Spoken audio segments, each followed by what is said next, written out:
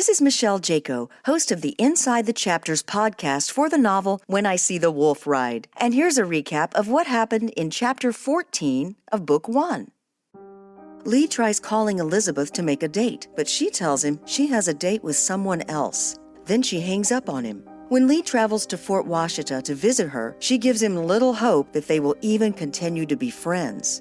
Later, the Texas Rangers take Lee, Hershey, and Art to a ranch to begin their training, conducted by Tim Tex Rogers and Roy Holt, who has a beautiful daughter named Carol. Lee is still down over his relationship problems, so Hershey and Art take him out for a night on the town and get him drunk. The next day, while he's fighting a hangover, Captain Avigdor orders him to come for dinner that night, telling Lee he's gonna get him right. That night, Lee meets the captain's new housekeeper, Ipo, a beautiful native Hawaiian who gives Lee a special massage and an incredible meal, which really helps him.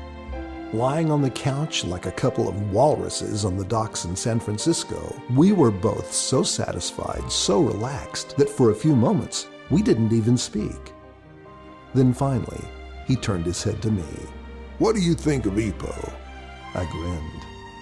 "I think I'm in love with your housekeeper." "So am I." He was serious. "How long have you known her?" "Not long." He smiled. "But Crystal does need a mother, you know." I grinned. The sacrifices we make for our children.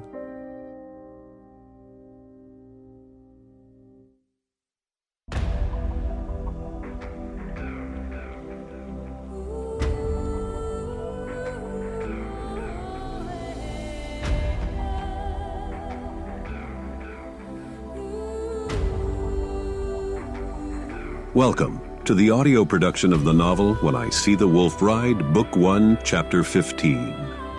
Copyright 2024 by Jeffrey Lee Neal. Read by the author. And now, here is Chapter 15 of When I See the Wolf Ride, Book 1.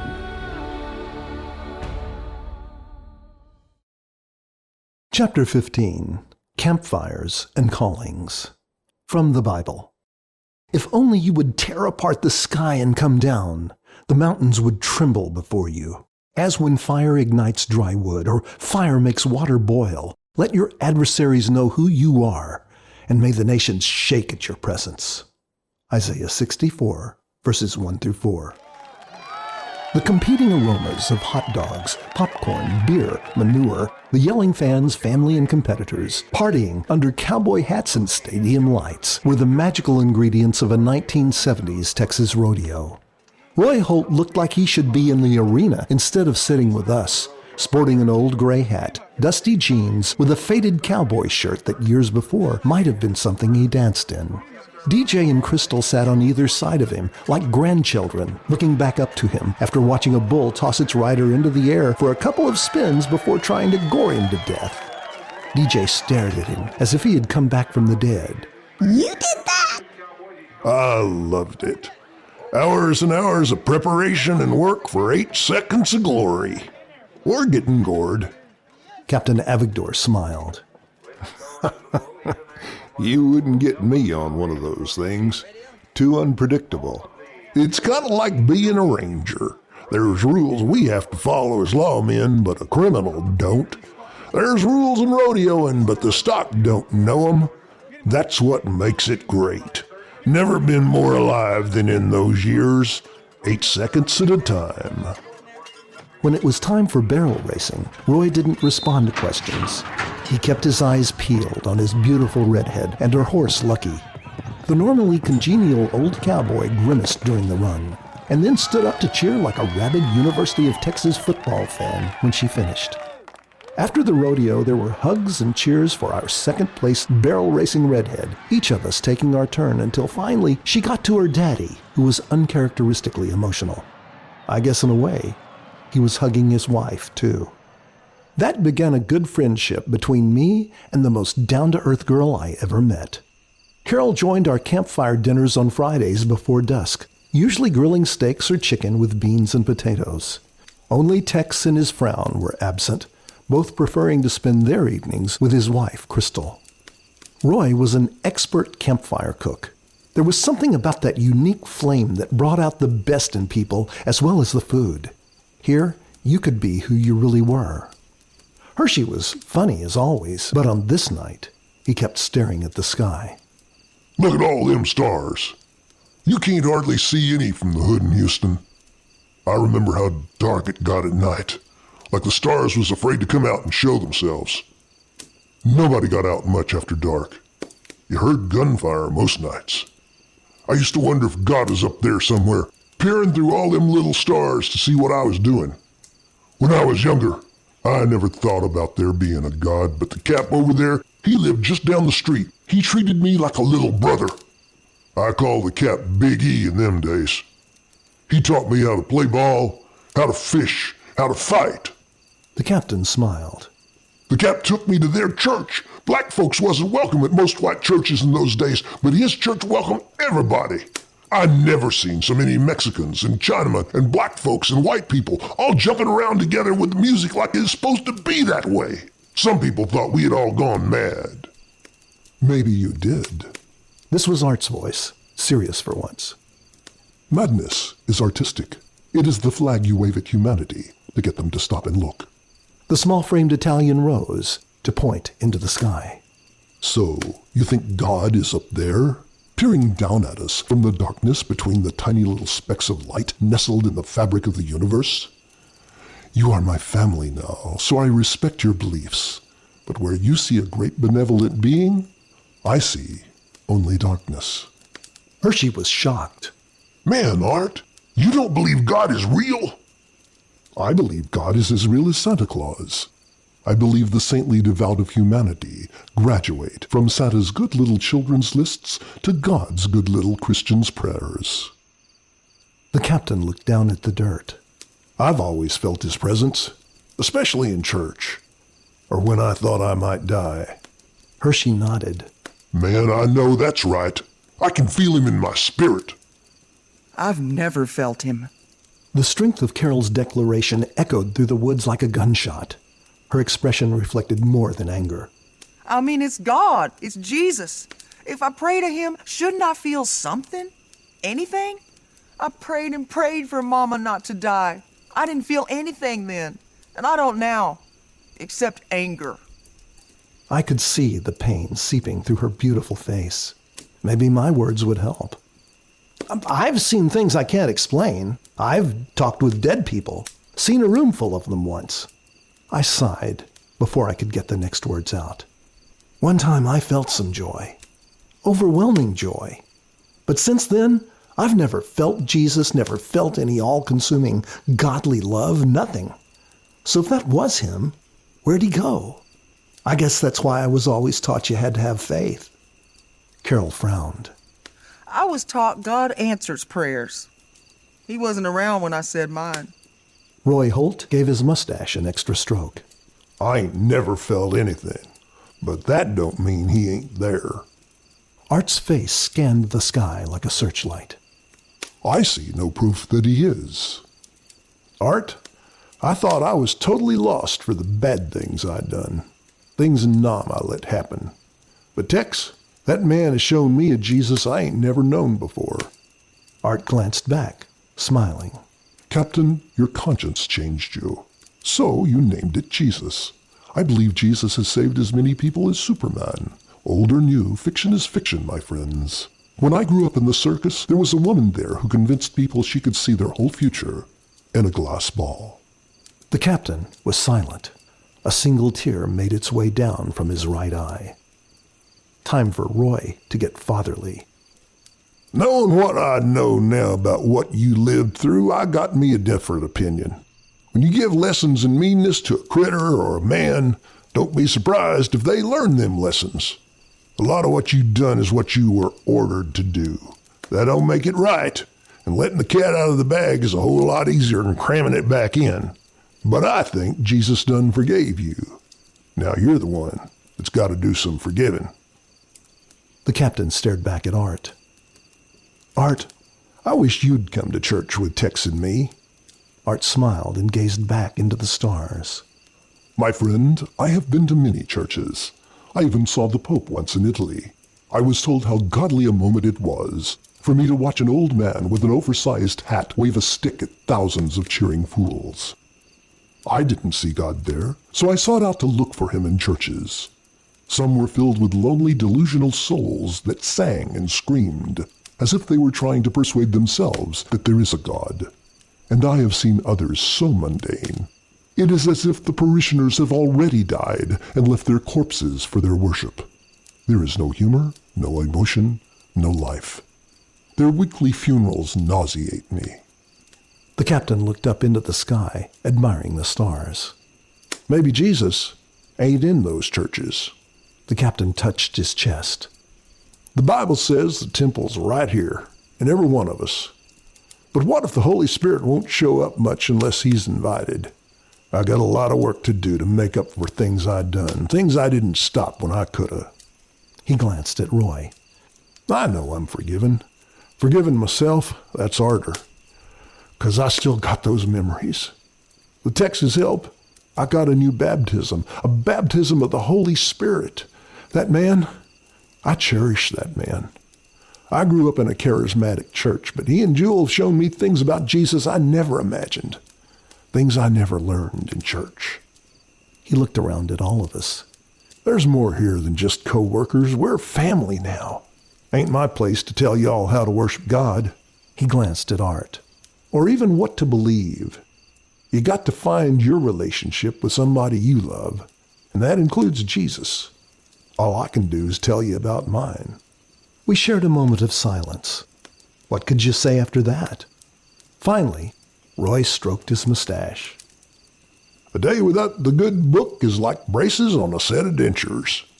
Being a Christian cowboy ain't about the rope. It's about the ride.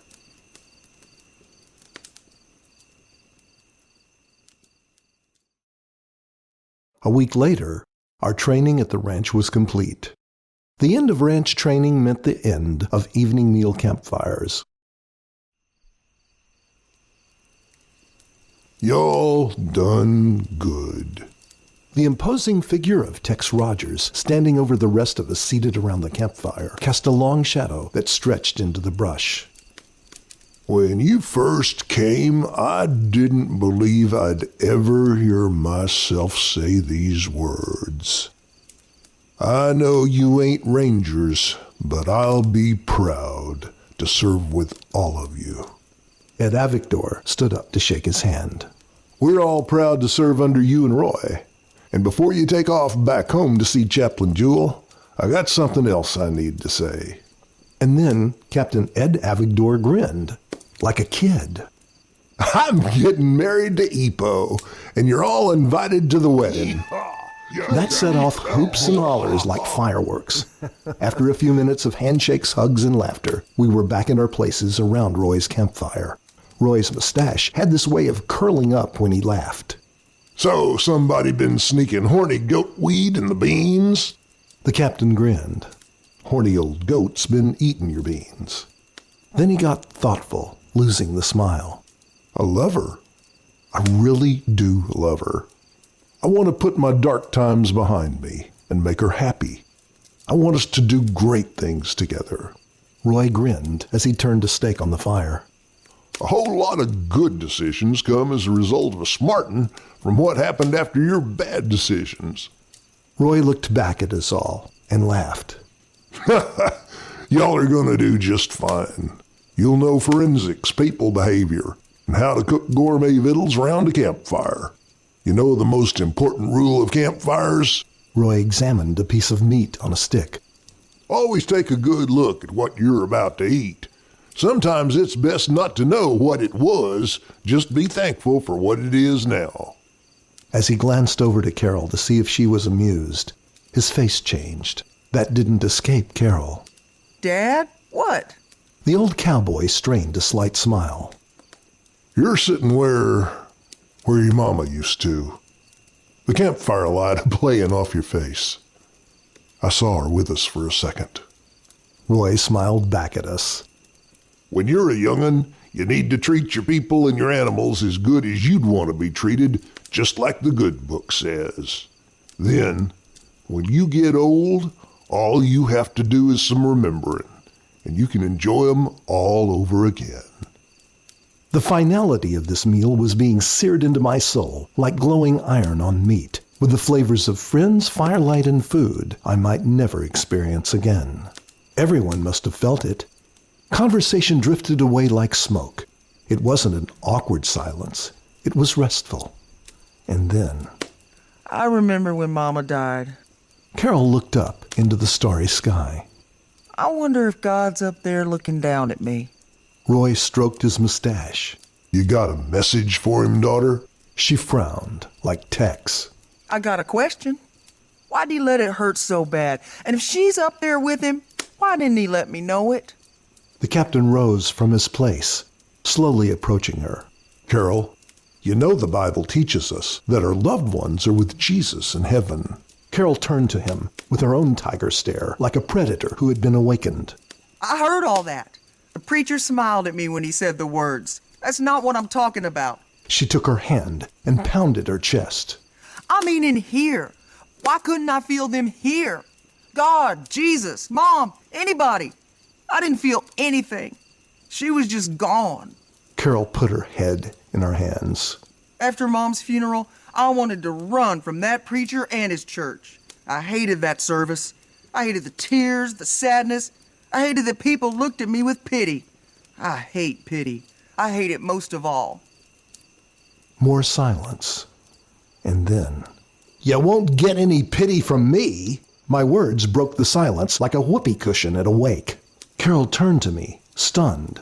"I still haven't been able to teach you to shoot straight." She hopped up, hands on her hips, ready for a confrontation. Mighty big words from a tenderfoot who just learned how to ride a horse. You get him, girl!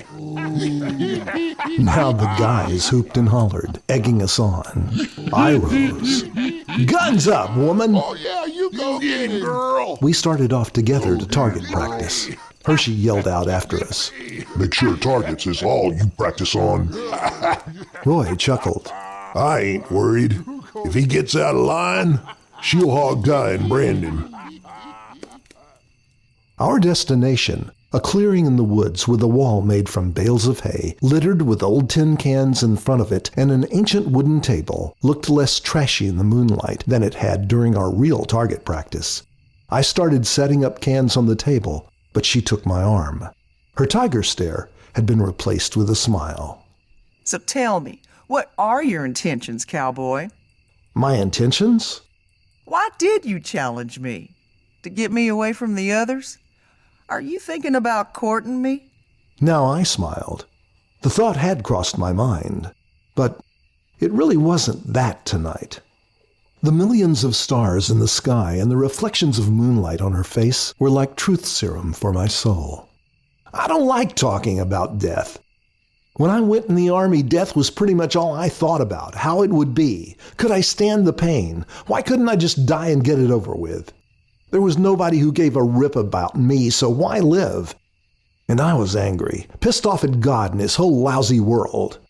She lost her smile, searching my face. What changed? I didn't die. I met Dung, a DJ. I fought alongside brave men. They saved my life. And then things mattered. I was right at the brink of death. One time I thought I had died. I woke up and I had people to live for. Friends, brothers. A son. These great guys. A ready-made family. She nodded, as if she could actually empathize with these feelings. I want the whole subject of death to go away, Carol. At least for a while. I want to talk about life. There's a smooth southern wind blowing the stars around tonight. I want to feel it in my hair. I'm with a beautiful woman I want to see smile back at me. I want to shoot at targets because it's mindless, loud, and fun. Is there anything wrong with it being as simple as that tonight? The truth was, I still couldn't get Elizabeth out of my mind. Maybe I should give up. Maybe I should court Carol. I liked her. She liked me. DJ liked her. She would make a great mom. Carol grinned. As Tex would say, guns up, cowboy. Like the campfire foods we consumed, these moments in the summer of 1972 solved nothing, but the joy of their presence was unforgettable. On the following Monday, I was wondering what my job would be like now that we had our training behind us. Captain Avigdor, Tex, and Roy were waiting for me at the door when I arrived. You got a minute? It wasn't a question. Once the four of us were inside a secure room, all three men sat down, facing me. Everybody was wearing Tex's famous frown. What had I done now?